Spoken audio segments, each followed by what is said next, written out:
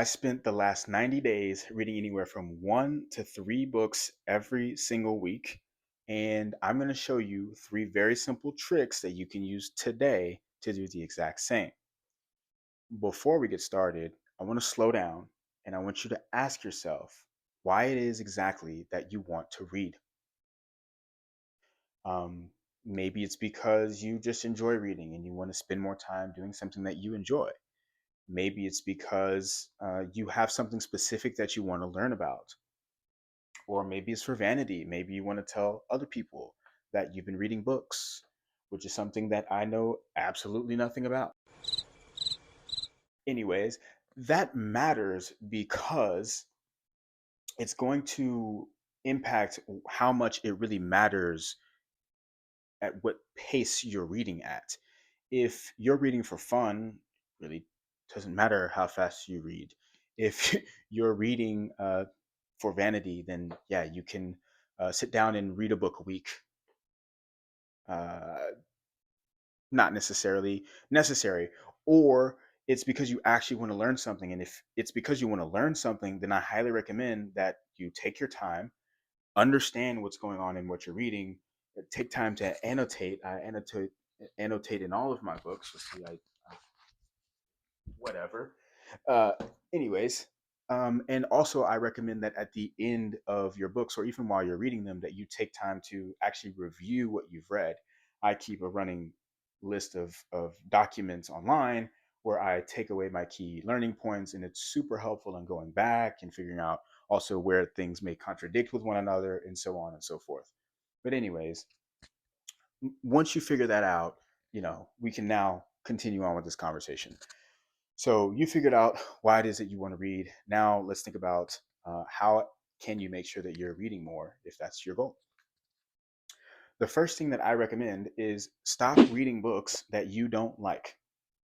Okay, if you are reading something and it's just not fun and it's super boring and you don't care, stop reading the book. It's not worth it. I promise. You only have so many days on the planet. Um, That's tip number one. Tip number two, I highly recommend reading more than one book at a time.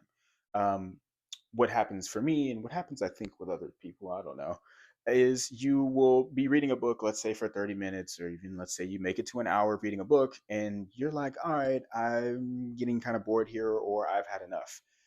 Being able to focus in on one topic for that period of time is pretty difficult. If you think about it, right? University lectures or high school classes are only about an hour long. So being able to kind of switch gears and change the topic after an hour or so makes it really, really easy to continue reading and moving on. So, does it really matter if you read one book every week, or is it okay if you read 2 books in 2 weeks, which is the same thing? So, just something to think about. I highly recommend reading more than one book at a time. That way, you don't get bored and you can have fun and be learning about multiple things that you might want to learn about, or just having fun with multiple different stories. The last thing, we're going to talk a little bit about the science of our brains and how to use that to our advantage. So, um, what I recommend if you really, for whatever reason, want to read one book every single week is that you start your day reading. Um, Now, I want to break down something from James Clear in Atomic Habits that he kind of uses to teach us how to develop habits. So, there's a 4 step process to basically developing habits that is ingrained deeply into our psychology.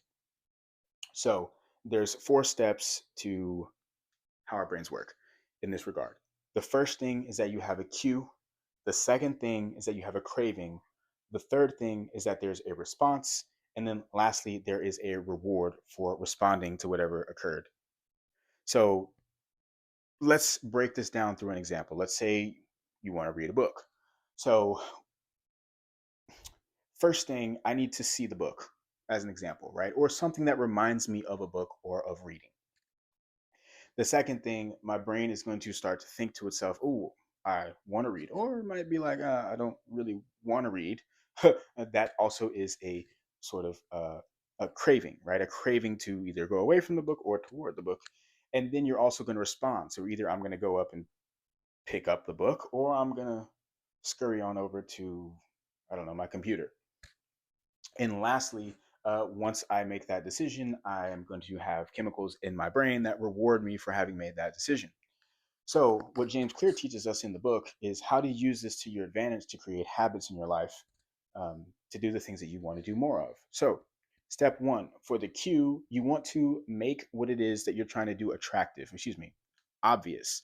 So, let's say we're reading a book. You want to wake up and have a book right next to your bedside table so that the first thing that you see in the morning is a book.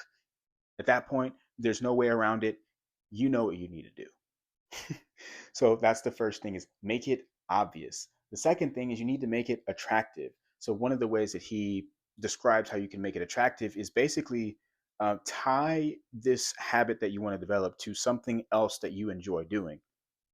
So, in this instance, let's say you want to check your phone. Well, don't check your phone. You must first read the book. And once you read the book, then you can check your phone.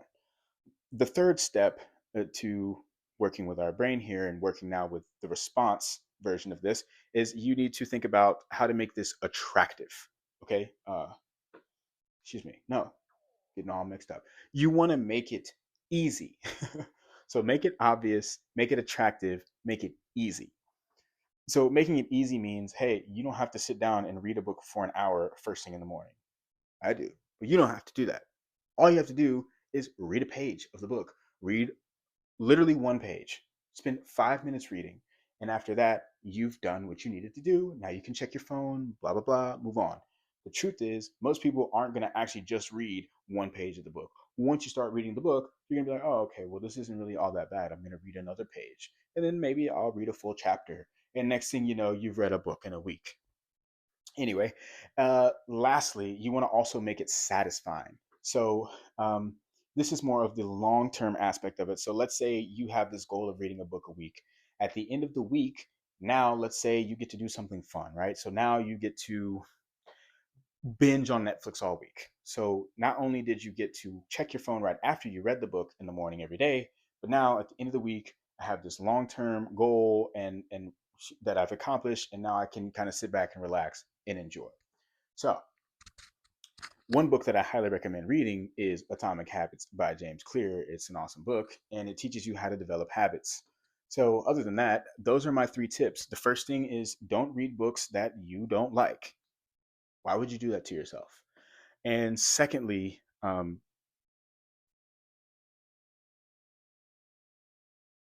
read more than one book at a time. It makes it really easy to keep your brain in reading mode without being stuck on one topic. And then lastly, read first thing in the morning or read right before you go to bed. But what you want to do is you want to really ingrain reading into your day in one way or another. And the best way to do that is to do it before you check your phone, before you start getting all these dopamine hits.